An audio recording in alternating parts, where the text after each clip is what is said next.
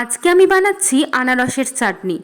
এই আনারসের চাটনিটা খেতে কিন্তু হয়েছিল একদম অনুষ্ঠান বাড়ির মতো। আনারসের চাটনি বানানোর জন্য আমি এখানে একটা পাকা আনারস নিয়েছি। এবার আনারসের খোসা ছাড়িয়ে ভালো করে পরিষ্কার করে নিয়ে আনারসটাকে 4 টুকরো করে কেটে নিয়েছি। আর আনারসের মাঝের যে অংশটা সেটাকে কেটে বাদ দিয়ে দিয়েছি। এবার একটা গ্রেটারের সাহায্যে পুরো আনারসটাকে এইভাবে গ্রেট করে নিয়েছি। গ্যাসের ফ্লেমটা অন করে কড়ার মধ্যে গ্রেট করে রাখা পুরো আনারসটাই দিয়ে দেব।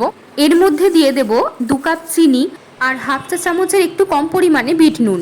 এবার ভালো করে মিশিয়ে নেব। তারপর লো ফ্লেমে 15 থেকে 20 মিনিটের মতো ফুটিয়ে নেব। 20 মিনিট ফুটিয়ে নেওয়ার পর আনারসের কালারটা ঠিক এরকম চেঞ্জ হয়ে যাবে। এবার নামানোর আগে 2 চামচ কাজু বাদাম আর 2 চামচ কিশমিশ দিয়ে ভালো করে মিশিয়ে নিয়ে নামিয়ে নেব। তাহলেই তৈরি হয়ে যাবে একদম অনুষ্ঠান বাড়ির মতো আনারসের চাটনি। আর এই চাটনিটা বানানো যেমন সহজ, খেতেও তেমনই সুন্দর। শেষ পাতে এই আনারসের চাটনির সাথে পাঁপড় ভাজা খেতে কিন্তু দারুণ লাগে।